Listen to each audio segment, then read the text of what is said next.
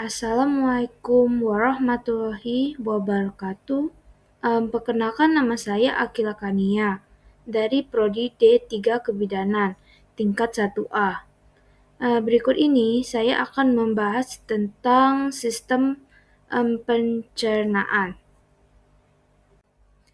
Sistem pencernaan manusia adalah sistem kompleks yang dirancang untuk memecah makanan menjadi molekul-molekul kecil yang dapat diserap dan digunakan oleh tubuh, misalnya untuk energi, pertumbuhan, dan perbaikan sel.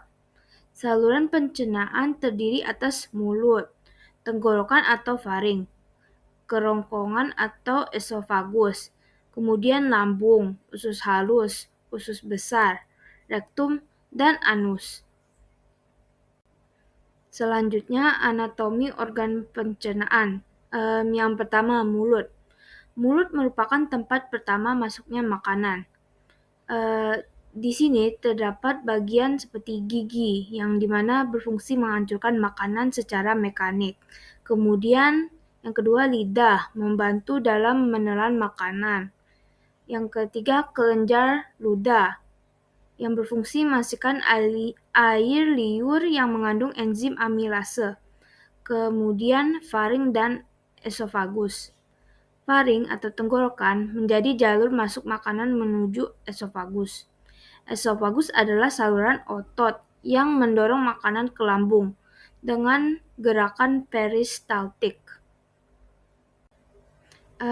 Kemudian lambung, yang merupakan organ berbentuk kantong yang menghasilkan asam klorida atau HCl yang dapat membunuh bakteri dan mengaktifkan enzim. Kemudian enzim pepsin yang dapat memecah protein.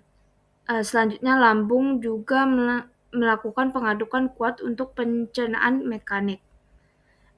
Kemudian usus halus merupakan tempat utama pencernaan dan penyerapan nutrisi.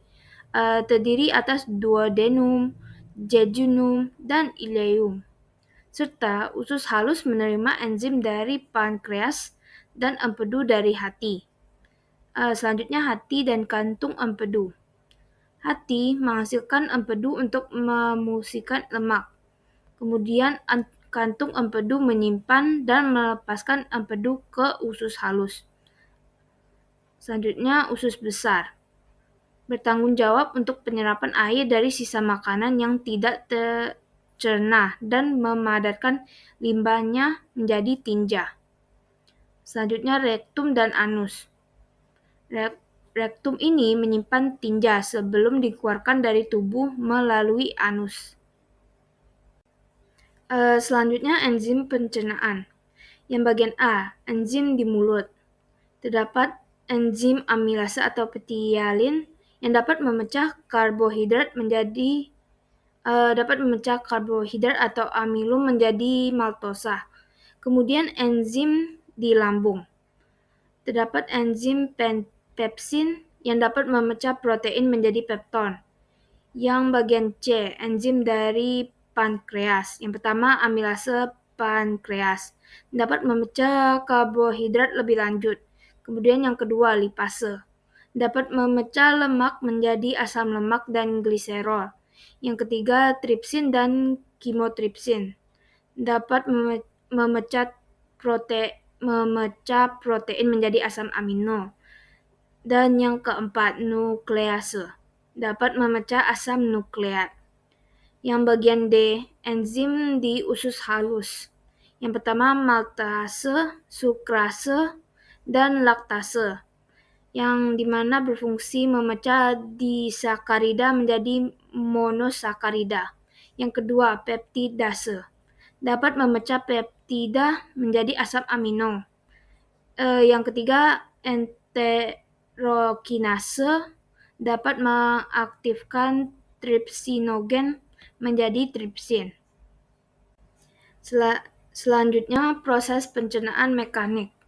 Pencernaan mekanik adalah proses pemecahan makanan secara fisik tanpa perubahan kimiawi. Contohnya seperti di mulut, seperti mengunyah makanan oleh gigi. Kemudian di lambung, yang dimana gerakan otot lambung yang mengaduk dan menghancurkan makanan.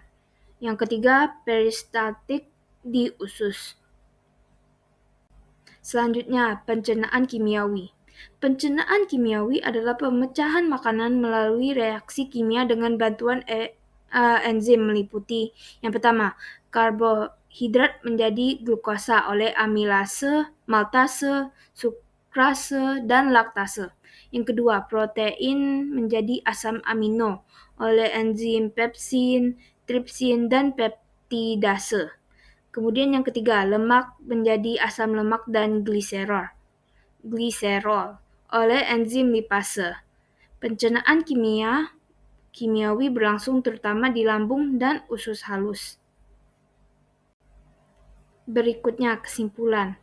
Dapat disimpulkan sistem pencernaan bekerja mengolah makanan melalui pencernaan mekanik dan kimiawi untuk menghasilkan nutrisi yang dapat diserap tubuh.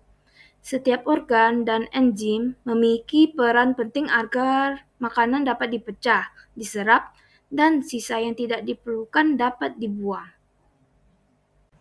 Sekian dari materi yang telah saya bahas. Mohon maaf apabila ada salah kata. Saya akhiri. Wassalamualaikum warahmatullahi wabarakatuh.